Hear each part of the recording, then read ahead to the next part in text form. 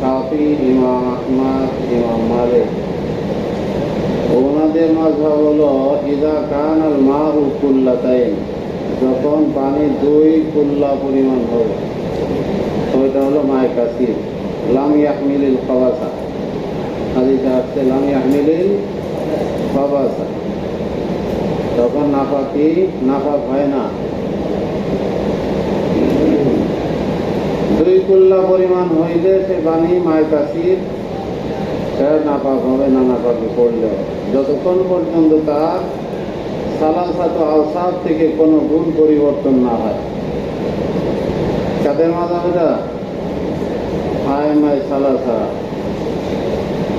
ইমাম আবু হানিফা রাহমাতুল্লাহ আলাইহির মাযহাব হলো মায়ে কলিল আল মাউল কাসীরু হুয়া মা তাহারাকা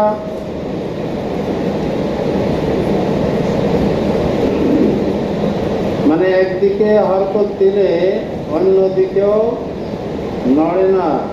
লাম লামে তাহারিকিল আখার, একদিকে হরকত দিলে অন্যদিকে কি করে না? নড়ে না, পানি নড়াচড়া করে না, সেটা মায়ে কাসির। এটার পরিমাণ নির্ধারণ করেছেন 10 আসলি 10 হাত লম্বা 10 হাত চওড়া।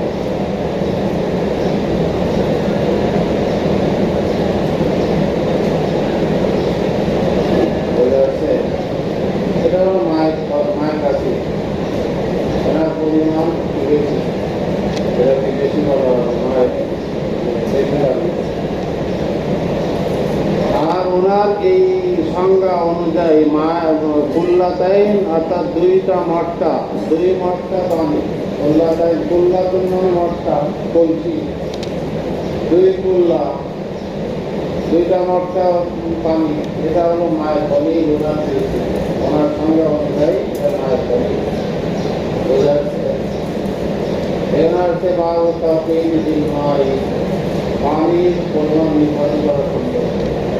وبقال أخبرنا عماد بن سليم قال قال حسين بن هريرة عن أبي أسامة عن الوليد بن كثير عن محمد بن جعفر بن عباد عن عبد الله بن عن أبيه قال سئل رسول الله صلى الله عليه وسلم عن الماء وما يفوته من الدواب والسقاء فقال إذا كان الماء قلتين لم يحمل الخبث।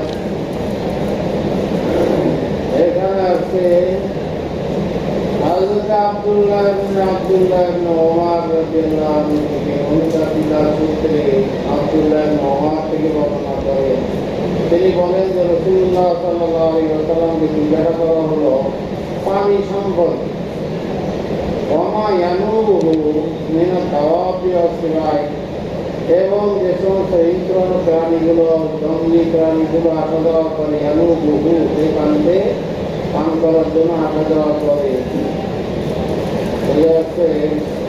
ওই পানি সম্পর্কে যেখানে জঙ্গলি প্রাণীগুলো চলে, আসা যাওয়া করে, সেখানে পানির জন্য সেই পানিটা আসে পানি পান করার জন্য। তো সেখানে আসলে তার কিনারায় পাখানা দিঘাত করে রাখে, সেটা বাতাসে অনেক সময় উড়ায় কলকুকের ভিতরে ফেলে। এই জন্য বলছিল ওমা ইয়ানুবু মিন আদ-দাওয়াবি ওয়াস-সিবাই। তখন রাসূল সাল্লাল্লাহু আলাইহি ওয়াসাল্লাম বললেন ইযা কানাল মাউ কুল্লাতাইন লাম ইয়াহমিলিল খাবাস, যখন পানি 2 কুল্লা পরিমাণ হবে তখন সেটা নাপাক হবে না। এটাই দলিল আইমায়ে সালাসা হাদিসটা, ইযা কানাল মাউ কুল্লাতাইন লাম ইয়াহমিলিল খাবাস।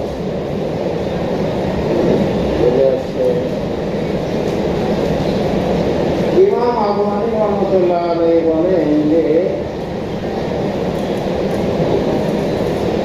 এই হাদিসটা দিয়ে দলিল পেশ করা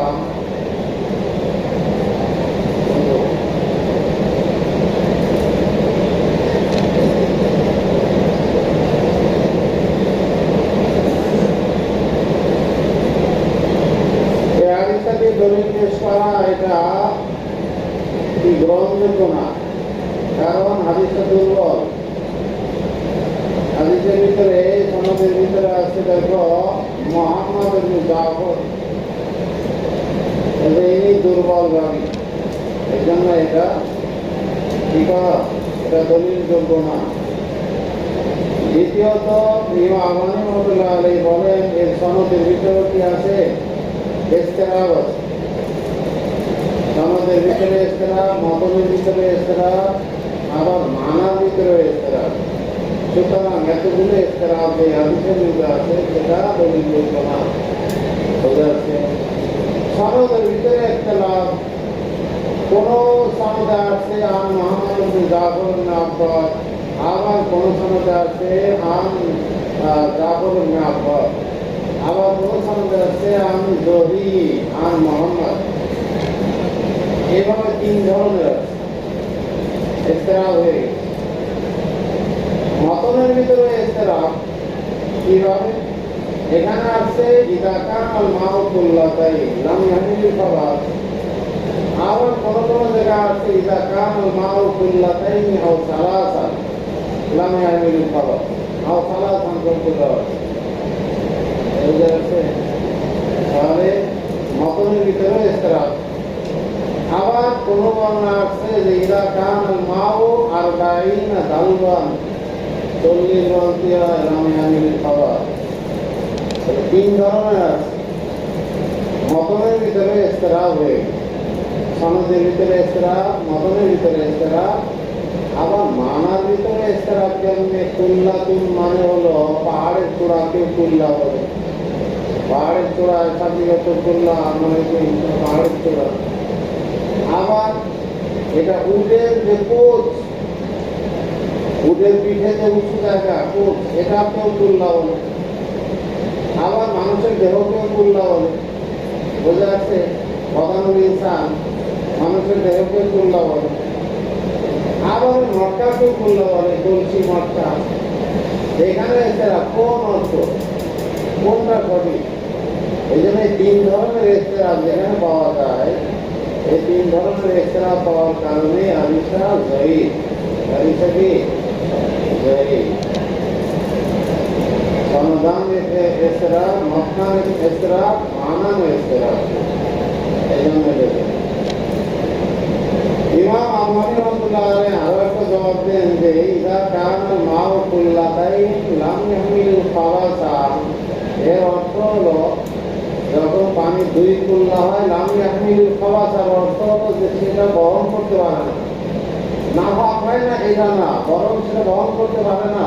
সে নাফাককে বহন করতে পারে না, ওই পানিটা দুর্বল, অল্প পানি।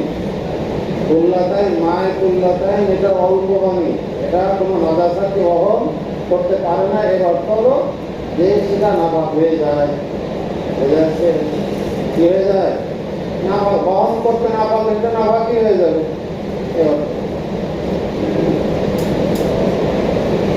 বোঝা যাচ্ছে বন্ধু?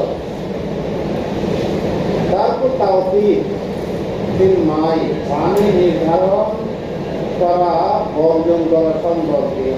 وفي قال أكرم بتوت قال أبو محمد عن ثابت عن عمار بن عمار في المسجد فقام إليه بعض القوم فقال رسول الله صلى الله عليه وسلم دعوه ولا تنزلوه. فلما فرغ دعا بثوب فصبوا عليه قال أبو عبد الرحمن يعني لا تبقوا عليه.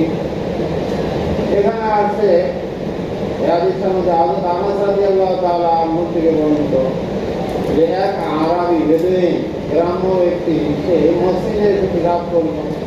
তখন কিছু কিছু সাহাবায়ে কেরাম তাকে পাকড়াও করার জন্য উদ্যত হলেন। ফাকামা ইলাইহি বা'দুল কওম, তখন রাসূল সাল্লাল্লাহু আলাইহি ওয়াসাল্লাম বললেন দাউহু, তাকে ছেড়ে দাও। ওয়ালা তুযলিমুহু, তাকে বাধা দিও। ওয়ালা তুযলিমুহু, তাকে বাধা দিও না। সালাম্মা ফারাগা, অথবা যখন যে বিধান করে খারেজ হলো, তাহা বিধালবে, তখন এক বালতি পানি আনতে বললেন। তার সব লাগে অথবা এটার পানি প্রবাহিত করলেন। আবু আব্দুর রহমান বলেন যে আমি লা তাক্তাউ আলাইহি, লা তুযলিমু অর্থ দিচ্ছে লা তাক্তাউ আলাইহি, তাকে বন্ধ করো না, তার বিষয়টাকে কথা বলো না, বন্ধ করে দিও, করতেছে করতে দাও। বোঝা যাচ্ছে? এখন প্রশ্ন হয় যে এই আরবি মসজিদে এসে পিসাব করলো কেন? মসজিদে কেন পিসাব করলো? বুঝতে পারছো? আর আমি মসজিদে এসে কেন পিসাব করলো? তার জবাব হলো যে আসলে ইসলামের প্রাথমিক যুগ ছিল, ওই সময় নবমুসলিমের সংখ্যা বেশি ছিল, নতুন নতুন মুসলমান হয়েছে, মসজিদের আদব কায়দা জানতো না। আর মসজিদটা ছিল ওই সময় কাঁচা কাঁচা মসজিদ, পাকা হয় নাই। বোঝা যাচ্ছে? একটা হলো নবমুসলিম, নবমুসলিম আমার কেন মুসলমান জানে না যে মসজিদে বিধান করা যায়, আর মসজিদটা ছিল কাঁচা। মাসালা সম্পর্কে বা মসজিদের আদব সম্পর্কে অজ্ঞ ছিল।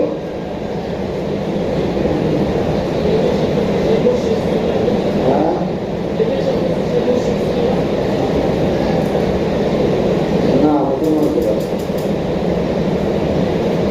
তো মসজিদে বিভাগ করছে, তার মসজিদের আদব কায়দা জানা ছিল না।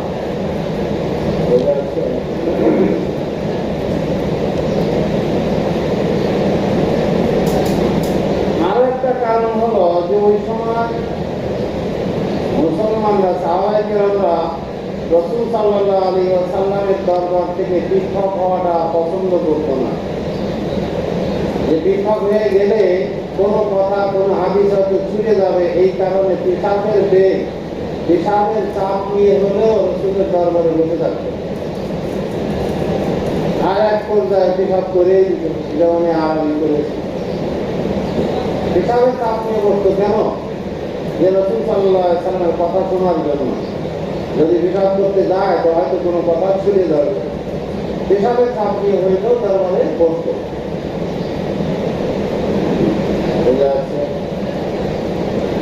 উনি পেশাবে করেছিল, তার নাম কি? কেউ বলেছে আকরা ইবনে হাবিস, যখন নতুন মুসলমান হয়েছে। কেউ বলেছে ওয়াইনা ইবনে হাসিন, এই আরবি ছিল ওয়াইনা ইবনে হাসিন। আবার কারো কারো মত হলো যে জুল কুয়াইসারা ইয়ামানি, জুল কুয়াইসারা ইয়ামানি। বোঝা যাচ্ছে? আর এটা হলো প্রাধান্যপ্রাপ্ত কওল, এটা জুল কুয়াইসারা ইয়ামানি। সে নতুন মুসলমান হয়েছে, পেশাব করেছে। এখন প্রশ্ন হয় যে পেশাব করতে বাধা দিলেন কেন? রাসূল সাল্লাল্লাহু আলাইহি ওয়াসাল্লাম যে বললেন দাও, তাকে ছেড়ে দাও, বলা তো দিও, তাকে বাধা দিও না। নিষেধ করলেন কেন? বাধা দিলেন কেন? সাহাবায়ে কেরামদেরকে তাকে বাধা দিতে নিষেধ করলেন কেন? পেশাব করতে বাধা দিতে নিষেধ করলেন কেন? বুঝে যাচ্ছে কথা? বুঝতে বুঝছো? চোখ সময় যাবে, চোখ ঘুমায় যাবে, ঘুমায় কি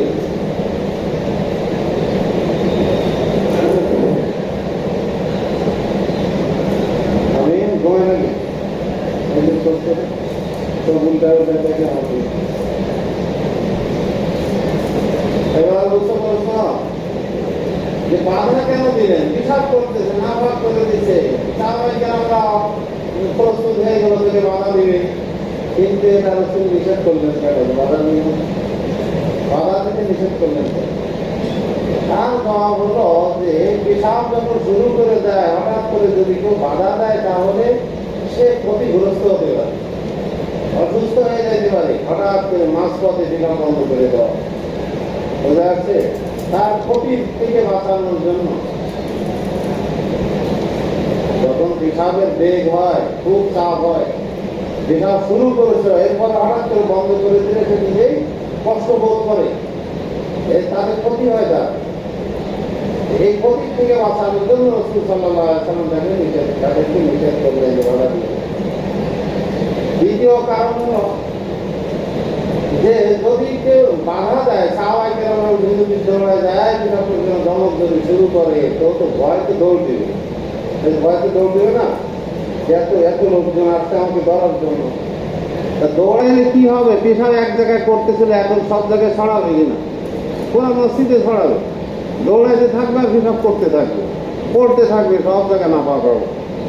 এই জন্য বেশি জায়গা নাপাক করার থেকে বাঁচানোর জন্য তিনি এটা নিষেধ করলেন। বুঝে যাচ্ছে?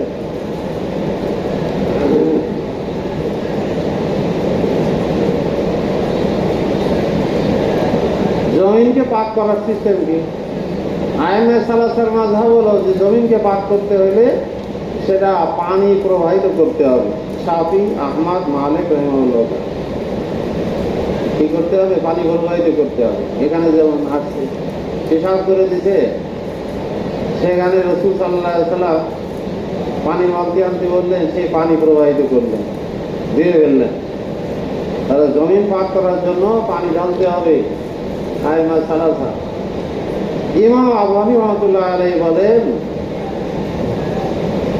জুফুফুল আরদি তাহুরুহা,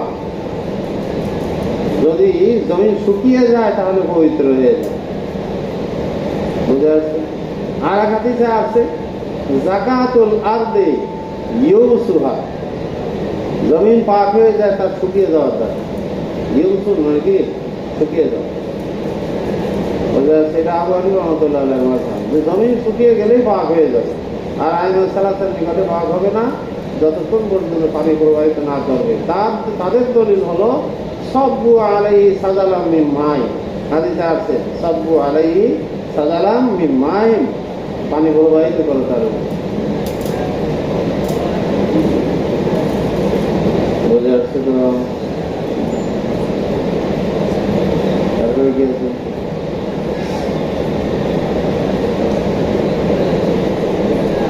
কোনটা? কত নম্বর? وبه قال أخبرنا قتيبة قال حدثنا عبيدة عن يحيى بن سعيد عن أنس بن مالك قال بال أعرابي في المسجد فأمر النبي صلى الله عليه وسلم بدلو من ماء فصب عليه. وبه قال أخبرنا سعد بن نصر قال حدثنا عبد الله عن يحيى بن سعيد قال سمعت أنس يقول جاء أعرابي إلى المسجد فبال فصاح به الناس فقال رسول الله صلى الله عليه وسلم اتركوه فتركوه حتى بال ثم أمر بدلو فصب عليه. وبه قال أخبرنا عبد الرحمن بن إبراهيم عن عمر بن عبد الواحد عن الأوزاعي عن محمد بن الوليد عن الزهري عن عبيد الله بن عبد الله عن أبي هريرة قال قام أعرابي فقال في المسجد فتناوله الناس فقال لهم رسول الله صلى الله عليه وسلم دعوه وأعركوا على بوله دلوا من ماء, প্রবাহিত করো, ঢেলে দাও।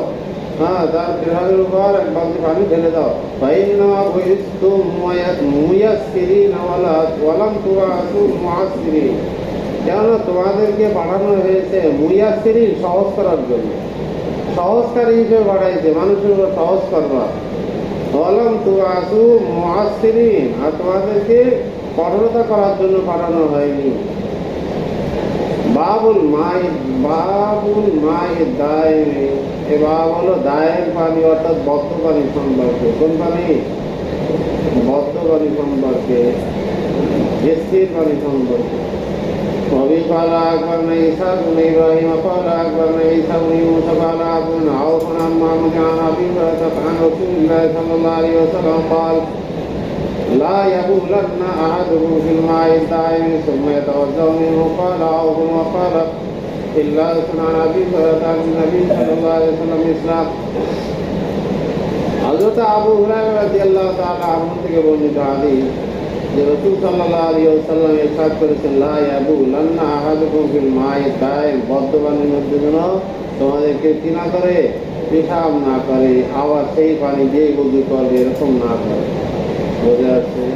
وبه قال أخبرنا يعقوب بن إبراهيم قال حدثنا إسماعيل عن يحيى بن عتيق عن محمد بن سيرين عن أبي هريرة قال قال رسول الله صلى الله عليه وسلم لا يبولن أحدكم في الماء الدائم ثم يغتسل منه. قال أبو عبد الرحمن كان يعقوب لا يحدث بهذا الحديث إلا بالدينار. قال أبو عبد الرحمن, আবু আব্দুর রহমান বলেন তাহলে এই কলটা কার?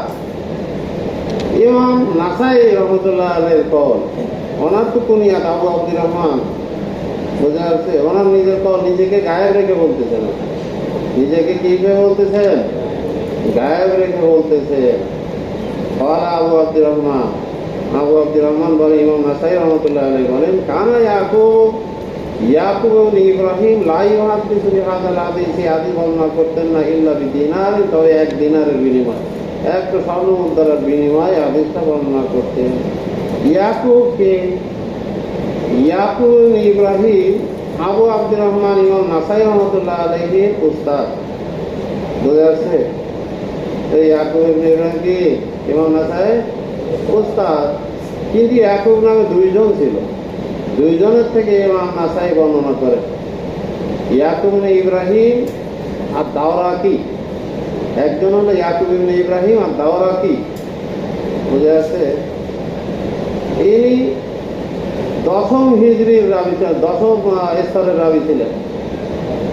আর একজন হলো কি ইয়াকুব ইবনে ইব্রাহিম আল মাদানি, ইয়াকুব ইবনে ইব্রাহিম আল মাদানি, ইনি 9ম স্তরের রাবি। ইমাম নাসাই রহমতুল্লাহ আলাইহি ইয়াকুব ইবনে ইব্রাহিম আর দাওরাকি থেকে যখন বর্ণনা করেন বরায়াজ, প্রত্যক্ষভাবে ডাইরেক্ট বর্ণনা করেন। আর ইয়াকুব ইবনে ইব্রাহিম আল মাদানির থেকে যখন বর্ণনা করেন, কি পরোক্ষভাবে বর্ণনা করেন, ইনডাইরেক্ট, বোঝা যাচ্ছে? যেখানে আসছে যে ইয়াকুব যখন হাদিসটা বর্ণনা করতেন, এক দিনার বিনিময়ে বর্ণনা করতেন। বাবুল ফি মাইল বাহার, এই বাব হলো সমুদ্রের পানি সম্পর্কে, সামুদ্রিক পানি। মালিকের নাম সফওয়ান ইবনে সুলাইম عن سعيد بن سلمة أن أبي بردة عن من بني عبد الدار أخبره أنه سمع أبا هريرة يقول سأل رجل النبي صلى الله عليه وسلم فقال يا رسول الله إنا نركب البحر ونعمل معنا القليل من الماء فإن توضأنا به عطشنا أفنتوضأ من ماء البحر؟ فقال رسول الله صلى الله عليه وسلم هو الطهور ماؤه والحل ميتته। এখানে আসছে হযরত আবু হুরায়রা রাদিয়াল্লাহু তাআলা আনহু থেকে, এক ব্যক্তি নবী করিম সাল্লাল্লাহু আলাইহি ওয়াসাল্লামের কাছে জিজ্ঞাসা করলো, ইয়া রাসূলুল্লাহ, আমরা তো সমুদ্র ভ্রমণ করি, ইন্না নারকাবুল বাহরা, সমুদ্র ভ্রমণ করি, আর সাথে কিছু পানি নিয়ে যাই, সে পানিটার পরিমাণ কম। নাহমিলু মা'ানাল কালিলা মিনাল মাই, সাথে অল্প কিছু পানিও নিয়ে যায়, বোঝা যাচ্ছে? এখন যদি নামাজের সময় হয়ে যায়, আমরা ওযু করি, তাহলে আমরা পিপাসায় কাতর হবো, আতিশ না, আমরা পিপাসিত হবো। এখন এই অবস্থায় আফানা তাওয়াজ্জাউ মিন মাইল বাহর, সমুদ্রের পানি দিয়ে কি আমরা ওযু করতে পারি? তখন রাসূল সাল্লাল্লাহু আলাইহি ওয়াসাল্লাম বললেন, হুয়া তাহুরু মাউহু, যে সমুদ্রের পানি পবিত্র, ওযু করা যাবে। ওয়াল হিল্লু মাইতাতুহু, আর তার মাইতাগুলো কি পবিত্র। মাইতাগুলো কি? আল হিল্লু মাইতাতুহু, হালাল, পবিত্র, বোঝা যাচ্ছে? তাহলে সমুদ্রের পানি, এখানে যে সাহাবী জিজ্ঞাসা করেছিলেন, আসলে উদ্দেশ্য ছিল যে সমুদ্রের পানি, যেহেতু সমুদ্রে অনেক প্রাণী বাস করে, পানিতে অনেক প্রাণী বাস করে, আবার সেখানেই তারা মারা যায়। এই মারা যাওয়ার কারণে ওই পানিটা পাক না না পাক, ওযু করা জায়েজ হবে কি হবে না, এই জন্য জিজ্ঞাসা করেছে, বোঝা যাচ্ছে? তো রাসূল সাল্লাল্লাহু আলাইহি ওয়াসাল্লামের উত্তর দ্বারা ক্লিয়ার হয়ে গেল যে তার পানি পবিত্র এবং সে মাইতাগুলো হালাল, মাইতাগুলো পবিত্র, বোঝা যাচ্ছে? সামুদ্রিক প্রাণী, ইমাম মালিক রহমতুল্লাহ আলাইহি বলেন, অল হিল্লু মাইতাতুহু আছে এখানে, যে সমুদ্রে যত মাইতা, যত প্রাণী আছে মারা যায় জবাই করা ছাড়া, এগুলো হালাল। এই জন্য ইমাম মালিক রহমতুল্লাহ আলাইহির মাযহাব হলো যে একমাত্র সামুদ্রিক খিনজির ছাড়া, শূকর ছাড়া বাকি সব প্রাণী হালাল। স্থলে যে সমস্ত প্রাণী দেখা যায় এই পানির মধ্যেও কিন্তু সেসব প্রাণী আছে। বোঝা আছে? পানির মধ্যেও কি আছে? এরকম প্রাণী আছে। ইমাম মালিক রহমাতুল্লাহ আলাইহির মাযহাব হলো শুধুমাত্র খিনজির ছাড়া বাকি সব হালাল, যেহেতু এখানে আছে আল হিল্লু মাইতাতুহু। বুঝা যাচ্ছে? ইমাম শাফি রহমাতুল্লাহ আলাইহি বলেন স্থলে যে সমস্ত প্রাণী হালাল, জলেও সেই সমস্ত প্রাণী হালাল। আর স্থলভাগে যে সমস্ত প্রাণী হারাম, জলেও সেই সমস্ত প্রাণী হারাম। বুঝা যাচ্ছে? তার মাঝে এটা স্থলভাগে আমরা যে সমস্ত প্রাণী হালাল মনে করি এগুলো পানির ভিতরে, সমুদ্রে, এগুলো হালাল। আর যেগুলো হারাম মনে করি, শরীয়তে যেটা হারাম করা হয়েছে ওটা সমুদ্রের প্রাণী, সেটা হারাম। এটা ইমাম শাফি রহমাতুল্লাহ আলাইহি। বোঝা যাচ্ছে? ওনার মাযহাব হলো যে যে সমস্ত প্রাণীর কোনো নজির নাই, ডাঙ্গায় কোনো নজির নাই, স্থলে কোনো নজির নাই, সেটা হালাল। স্থলে কোনো কি নাই, মেলে না, কোনো প্রাণীর সাথে মেলে না, এমন প্রাণী যদি সমুদ্রে থাকে যেটা স্থলের কোনো প্রাণীর সাথে মিল নাই, নজির নাই, তাদের দৃষ্টান্ত নাই, তাহলে সেটা হালাল। বোঝা যাচ্ছে? ইমাম আবু হানিফা রহমাতুল্লাহ আলাইহি বলেন যে সমুদ্রের মাছ ছাড়া সব প্রাণী হারাম। আবু হানিফা রহমাতুল্লাহ আলাইহি বলেন কি মাছ ছাড়া যত প্রাণী আছে এগুলো সব হারাম। বুঝতে পারছো? মাছ ছাড়া যত প্রাণী আছে সবগুলো হারাম। ইমাম শাফি, ইমাম মালিক, ওনাদের মাযহাবের দলিল আল হিল্লু মাইতাতুহু। আল হিল্লু মাইতাতুহু বোঝা যাচ্ছে? সমুদ্রের সমস্ত মাইতা এগুলো কি হালাল। যত প্রাণী আছে আল হিল্লু মাইতাতুহু, যত প্রাণী আছে সমুদ্রে মারা যায় সবগুলো হালাল। মুতলাকান বলা আছে আল হিল্লু মাইতাতুহু, হালাল। বুঝা যাচ্ছে?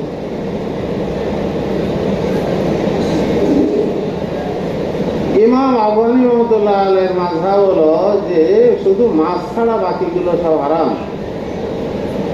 ওনার মাযহাবের সপক্ষে দলিল মা হাদিসে আসছে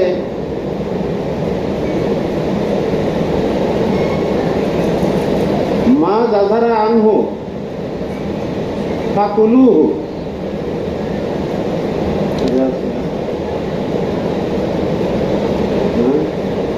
হাদিসটা কি আরেকটু অংশ আছে।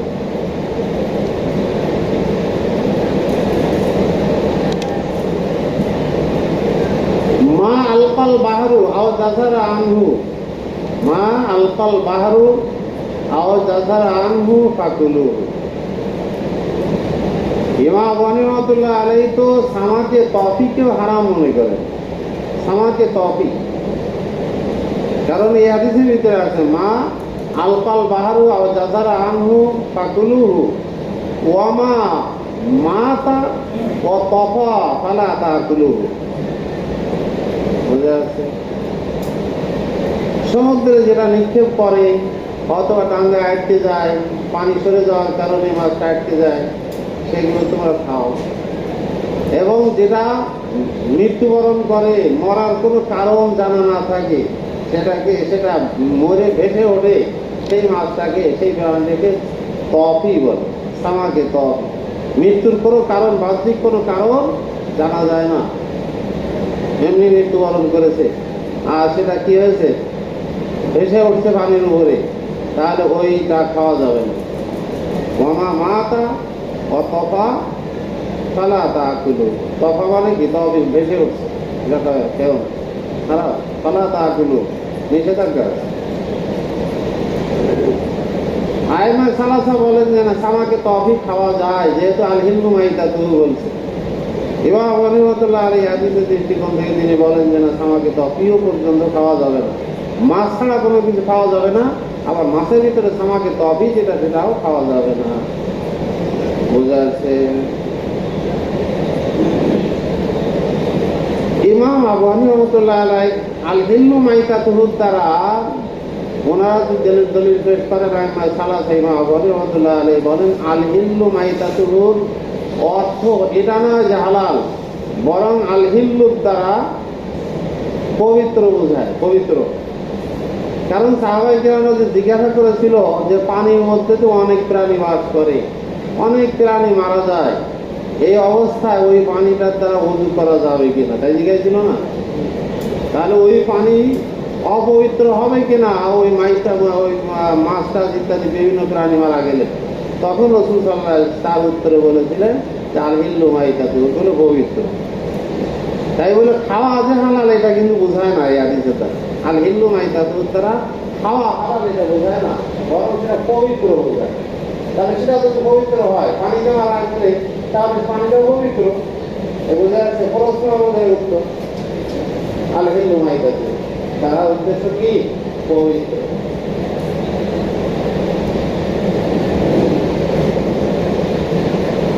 বোঝা যাচ্ছে তো?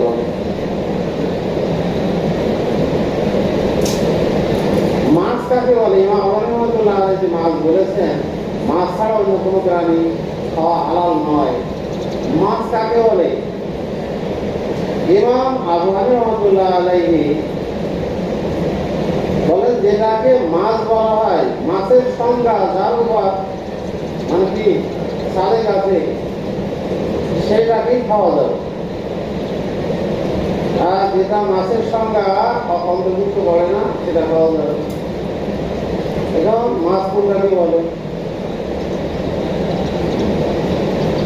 আমাদের দেশে চিংড়ি মাছ, আমাদের বলি চিংড়ি মাছ, এটা মাছ কিনা? এটাও মাছের সংজ্ঞার মধ্যে পড়বে কিনা? বুঝে যাচ্ছে? এই জন্যই ইমাম আবু হানিফা রাহমাতুল্লাহ আলাইহি বলেন যে মাছের সংজ্ঞা যদি তার উপরে তাক হয় তাহলে সেটা মাছ হিসেবে গণ্য হবে। এটা মৎস্য বিশেষজ্ঞদের রায় নিতে হবে। আল্লামা দমিরি রহমাতুল্লাহ আলাইহি ওনার কিতাব হায়াতুল হায়ওয়ান, ওনার কিতাব কি? আল্লামা দমিরি রহমাতুল্লাহ আলাইহি হায়াতুল হায়ওয়ানের মধ্যে লিখেছেন যে চিংড়ি মাছ এটা মাছ, চিংড়ি মাছ খাওয়া হালাল। এই কারণেই হযরত আনবী রহমাতুল্লাহ আলাইহি ইমদাদুল ফতোয়ার মধ্যে এটাকে হালাল বলেছেন। কি কারণে? আল্লামা দমিরি রহমাতুল্লাহ আলাইহি বলেছেন হায়াতুল হায়ানের মধ্যে চিংড়ি মাছকে মাছ বলে গণ্য করেছেন। এই জন্য ইমদাদুল ফতোয়ার মধ্যে এটাকে মাছ, এটা খাওয়া যায়। ফতোয়া আহমদিয়ার মধ্যে এটাকে মাছ বলতে অস্বীকৃতি জানায়। ফতোয়া আহমদিয়া এবং চিংড়ি মাছকে মাছ বলতে কি করেছে? অস্বীকার করেছে, এটা মাছ। আল্লামা তকিউল ইসলামী দামাত বরকাতুহুল আলিয়া উনি দর্শে তিরমিজির মধ্যেও লিখেছেন মাছের সংজ্ঞা বলছেন মাছ বিশেষজ্ঞ, মৎস্য বিশেষজ্ঞদের কাছ থেকে আমি জেনেছি যে মাছের সংজ্ঞা কি। মৎস্য বিশেষজ্ঞদের থেকে কি করেছি? জেনেছি যে মাছের সংজ্ঞা। ওনারা বলেছেন মাছ বলা হয় যার মেরুদণ্ড একটা কাটা আছে, হাড্ডি আছে, মেরুদণ্ড আছে। দ্বিতীয় হলো পানি ছাড়া জীবিত থাকে না, 2 নম্বর। 3 নম্বর হলো ফুসফুসের দ্বারা তারা শ্বাস গ্রহণ করে। কিসের দ্বারা? ফুসফুসের দ্বারা শ্বাস গ্রহণ করে। 3টা জিনিস বলেছে। একটা হলো মেরুদণ্ড, হাড্ডি থাকবে, আর একটা হলো যে পানি ছাড়া বাঁচবে না, আর একটা হলো যে ফুসফুসের দ্বারা শ্বাস গ্রহণ করে, সেটাকে মাছ বলে। বুঝা যাচ্ছে? এখন যেই তারিফ এখানে মৎস্য বিশেষজ্ঞরা যে তারিফ করেছেন, আল্লামা তকিউল ইসলামী দামাত বরকাতুহুল আলিয়া বলেন যে সেই তারিফ অনুযায়ী চিংড়ি মাছকে, চিংড়ি মাছ কি মাছের তারিফ থেকে খারেজ, মাছের থেকে বাইরে, মাছ বলে না। উনি আর একটা প্রমাণ করেন, যদি কাউকে কোনো গোলামকে বা যদি কাউকে আদেশ করে মনিবে যে বাজার থেকে মাছ কিনে নিয়ে আসে, সে যদি মাছ কিনতে যায় আর মাছ কিনতে গিয়ে সেখান থেকে চিংড়ি মাছ কিনে নিয়ে আসে, তাহলে সে হুকুম পালন করেছে বলে গণ্য হয় না। হুকুম পালন করতে বলে গণ্য হয়। বোঝা গেল চিংড়ি মাছ মাছ বলে না, করিয়া যায়। বোঝা যাচ্ছে? এই জন্য মতনৈক্য আছে।